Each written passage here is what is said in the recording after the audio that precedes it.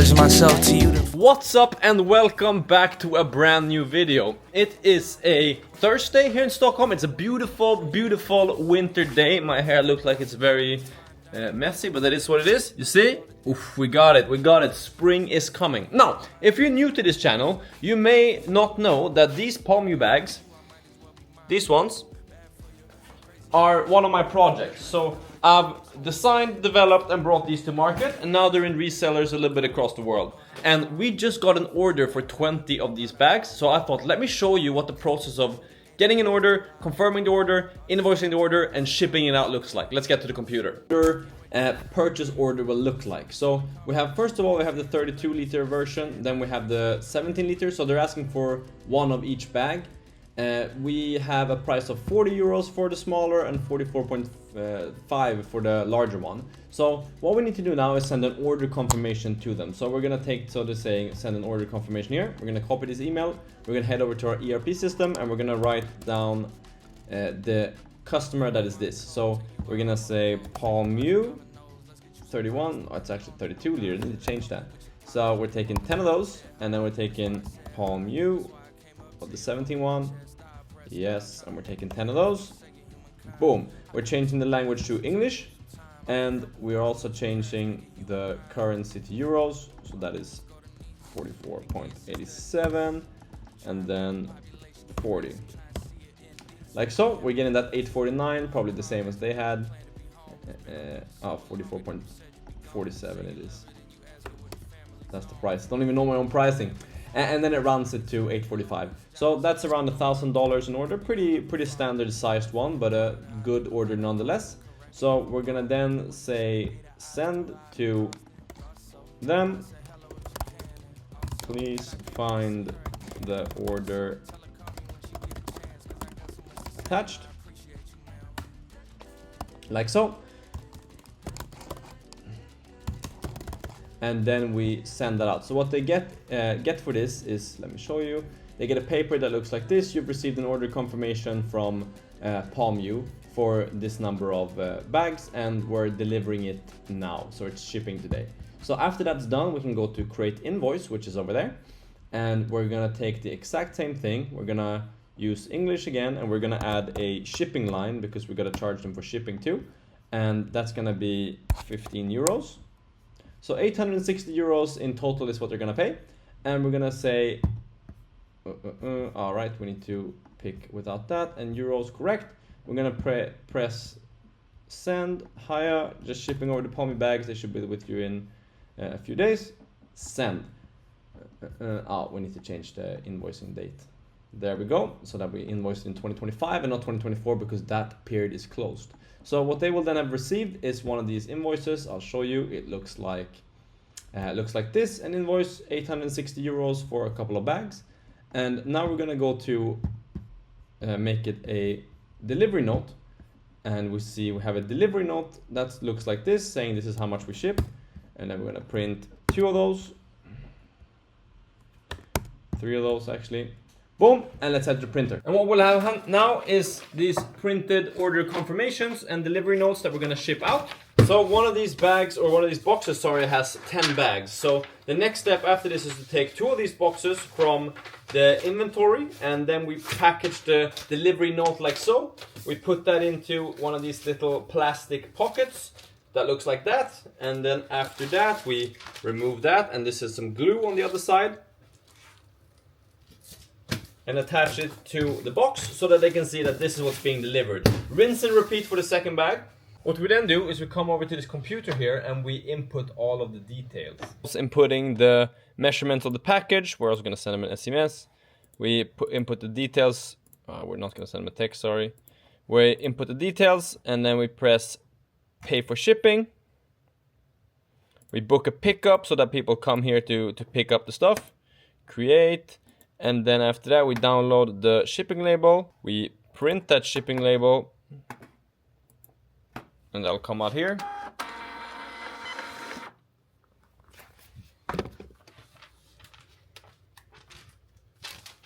We take said shipping label and we smack it on the box. And once that is done, we get ready for DHL to come and pick them up. So we put them on this little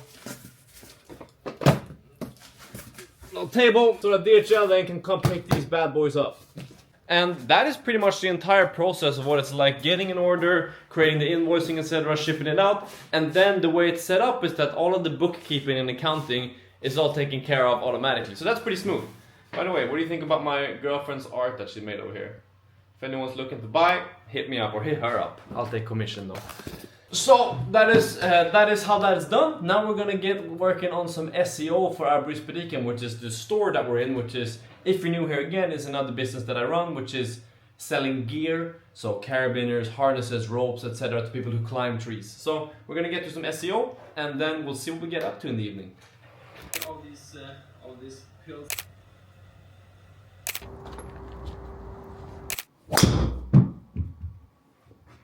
Ja, jo då. Jag är optimistisk. Kom igen. Kom igen. Alltså den här kommer bara rulla och rulla och rulla. Det här kommer vara din längsta drive.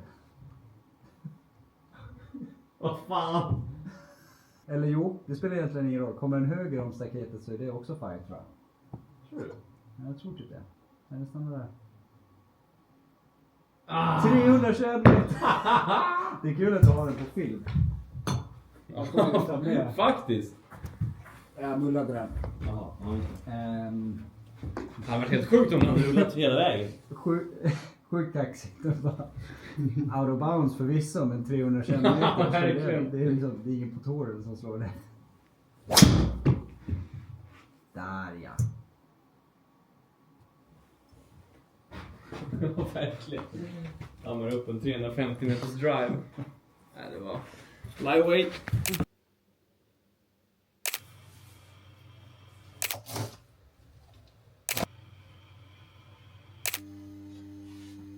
We're actually on the way to test drive a new car. I have been driving this bad boy, Volkswagen T-Roc it is, for 2 years, but I lease it on the company, so I can write it off as a rent type of expense. I've just found that that's more efficient to do than any other way.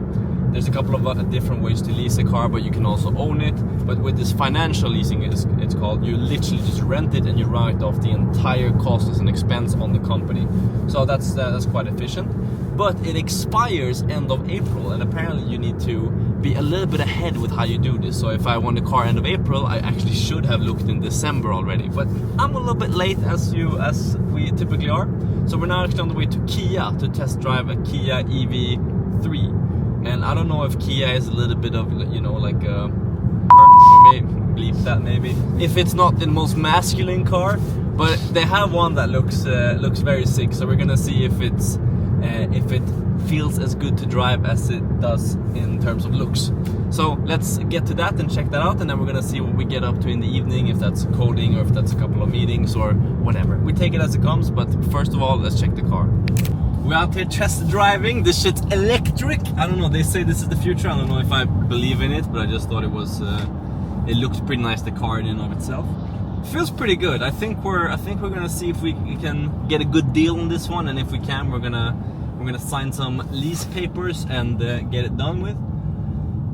And then they just let you take the car out for a test drive. Like, how do they not know that I'm not going to Poland with this shit? And then it's even telling me that I need to focus on the road. Mind your damn business.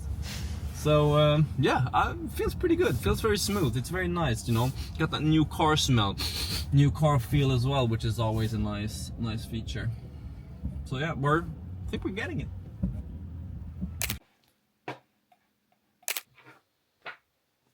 Okay, so we actually ended up closing the deal on that car, so I'll be picking that up in about 2 months, end of April, which is pretty much exactly 2 months from now.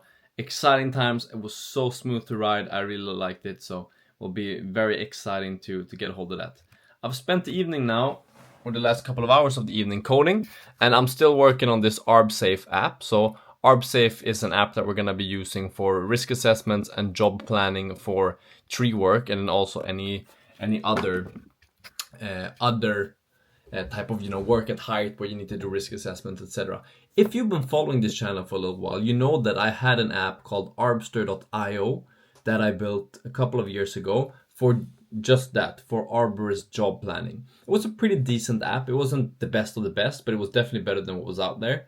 But my issue was there that I kind of failed in bringing it to market. So I've actually now partnered with another guy who has had another app called ARB. Check it out if you want to. It's a very good app, but the UX and the UI is horrible. So we're kind of merging the two now, taking what I know and what I can do, and then his network in order to build an app that's going to bring people on and actually get some users. So I'm aiming to get a build out, an MVP version out of this app by the end of this weekend, which is on Sunday, and it's Friday evening now, and it's looking pretty good.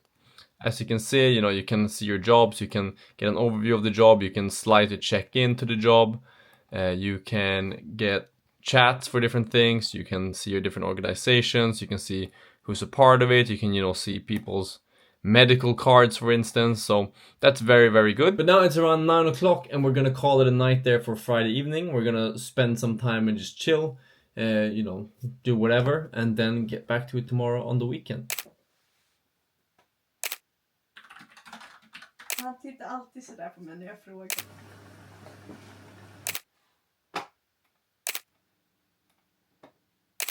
Okay, I almost have an MVP done. Let's hop on the computer and I'll show you. This is an MVP that I'm working on. It's going to be called ARB Safe, and it's looking kind of something like this. So I've touched on it in a previous video, so I'm not going to go into too much detail. But essentially what it is a job planning app for people working at height in order to be able to do risk assessments where you evaluate how safe it is, and also in order to plan the different jobs that you have. So today I've been working on jobs and in particular risk assessments. So I've implemented this function where you can export it to PDF, for example. You can view the assessment in and of itself, etc., etc. So pretty good progress there. As you can see in the sidebar here, we have a lot of different files. We have, probably 40 different files, and they all contain code, which is what it's used in order to build this app that you see in front of you. So now it's pretty complete. We have a homepage where you can view the job. We have chats, for example. I don't have anything here. Maybe I have something in there. This has no title because it was a test. We can create a job. That looks pretty good. We can view the different organizations that we're part of. We can go to this. We can see the members. We can even view their medical cards. So we have a pretty complete app. And once we have that, it's time to build an MVP. And by building an MVP, that is the minimum viable product. So something you can get out there, something you can start testing, something you can start using.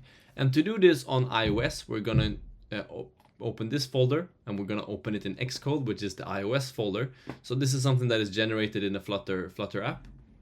And for this, we're gonna go to Runner, and then we're gonna go to Assigning and Capabilities and make sure that we have a team assigned to this. After that, we're gonna go to this, and we're gonna actually kill this one that we're running, so that we're not running it on the simulator anymore. And we're gonna switch to if we can find any devices. There we go. Any iOS device ARM64. And then we're gonna go to Product and Archive. And then we're gonna do Remind Me Later, so we can set all that up at a later stage. So now we're gonna build the first version of this app in order to be able to download it on our actual devices and get to testing it with some users. And after we've done this, it's gonna show up on our App Store Connect, where we're gonna be able to change and edit some of this stuff. But now it's gonna build the app, and after that we're gonna be able to get to uploading it. I think we'll fast forward a little bit. But just for context, this is an app that I've built before and had before. I'll show you what it looks like on iPhone because it's prettier. And it's been moderately successful. It's been quite unsuccessful actually. It's got a couple of users, made some revenue, but it's nowhere near where I would have wanted it to be. And I think that's for a couple of reasons. One, it tries to do too much. It tries to do gear handling. It tries to do a lot of different things. Two, it's not very high performance. And three, I didn't really have the marketing or the network behind it. However, now for this app that you're watching me build right now, I'm actually partnering with the person who's built this app, ARB. And as you can see, this one actually managed to get a couple of users. So I think he got quite some paying users. But as you can see, it's a horrible app. Just look at these screenshots that I'm showing you here. It looks like it's made in Word, So we're gonna take some of the nice design that we have here and some of the functionality and contacts from this, and we're gonna combine this into the app that I'm showing you and that we're building now. But what's gonna happen now is that this is gonna build, and then we're gonna be able to upload this to App Store Connect, and I'll show you there how we then go ahead and get it down onto our devices. As we can see, it will be stored here inside of the archives of Xcode, and we can see the creation date, we can see the version, so I've labeled this 0.1, which just happens to be the default of a Flutter app to begin with. What we're gonna press now is Distribute App, and we're gonna choose App Store Connect. This is what's gonna allow us to test. It's gonna allow us to set everything up most efficiently. So for example, it's gonna set up notification permissions, etc. by itself, which is very efficient. And it's also gonna allow other people to download the app on their actual physical device. So we're gonna press Distribute, and then we're gonna have to wait a little while it's preparing this app. And since it's the first time that we're setting this up, we're also gonna have to give it a name and choose the SKU. So we're just gonna stick with the example. It looks a little bit weird, but it is what it is. Next, and then it's gonna create an app record and upload it to App Store Connect. Let me get back in a couple of minutes when that's done. Minutes later, you will find that your app has been uploaded. And now what has happened now is that you can go into your App Store Connect, and inside of your App Store Connect, you'll be able to click apps, and you should be able to find this particular app. So ARB Safe in this case, inside of this Connect account. So then you can go to Test Flight, and you'll be able to see this. So you first need to say that you're not using any algorithms. Obviously, if you are, then you need to tick that. This particular app is not. And then we're able to add an internal test group. So we're gonna call this internal testing, create. And then we're gonna add a tester to this group. We're gonna select myself. Now you have my email. Feel free to email me, do it, I dare you. And then we're gonna assign a build to this particular test. So yeah, that was automatically assigned. So I'm guessing if we refresh this, it will say that there's one build available. Invited. So what should have happened now is I should be able to go to the email on my phone, and I have received a test flight email like so. Nordic Social Media AB has invited you to test ARB Safe. So I can click this, view in test flight, and this app will then be available to me in test flight, and it should look like that. I can then press install, and it will download this app. So this is a fully functioning build that's being downloaded on my device, and I can also do this, share this with other people by creating an external build, for example. We can call this external, and the only difference here is that you need a little bit more approval. So first we're gonna take that one. So you need to add some information, you need to be able to provide a login, etc. We'll do this at some other point, but right now I'm able to use this app on my phone. So that is the process of taking a build, uploading it to App Store Connect, and then sharing that with an internal test group. Obviously, to actually submit the app to the App Store, there's a little bit more work. Can you tell it's late? I'm slurring my speech, and I've been sitting at this computer for like 9 hours today. But then you're able to open the app, and you're able to see if I can show you. We're able to. It's obviously going to take a little bit longer to load the first time, but then yeah, there we go. We're able to use it just as we should be. So then we can test around, we can create the chats, create the organizations, etc., etc. So that's the process of submitting it. Now I'm going to show you another part about the planning. It's time to also plan the rest of the week. I know I skipped a day in this video. If you've noticed, if the people who are dialed in watching this, you probably noticed that I skipped Saturday. Saturday was a little bit chill. I did some work, but I also took it easy a little bit. But now it's time to sit down. I use this bullet journal in order to plan all of my weeks. I've made a video about this in the past. If you want to go look into my YouTube channel, the past videos, you'll be able to find, I think, 2 or 3 videos about bullet journaling, but the latest one is the one that's the most relevant. And what I do here is that I split the week like so. It's focusing my face. I split the week like that, and then I have obviously Monday, Tuesday, Wednesday, Thursday, and then I write down all of the tasks that I have to do. And I use a couple of different things. So for example, a full circle without anything else inside of it is an event. A little dot is a task. A line is a note. And then a star is something that is very important. Maybe, for example, on Tuesday have a star for Venture Pals because it's going to be a Venture Pals focused day. So I use some systems like that, but it's nothing too major or too serious. And then I just go through all of the days like this. So that is it on a micro level. On a macro level, I also plan the month. So I have some, more detailed calendar events. A lot of things hanging there. as well as some goals, for example. So some of my goals for February are gymming 18 times, making $1,500 from App Store MRR, finish Venture Pals onboarding, make 4 newsletters, just general goals like that. And that all ties into something that I do at the beginning of the year that I'm not going to show in that much detail, but which is the yearly goal setting. So the goals that I have for that particular year. I've shared this on Instagram. I guess most of these are fine to share.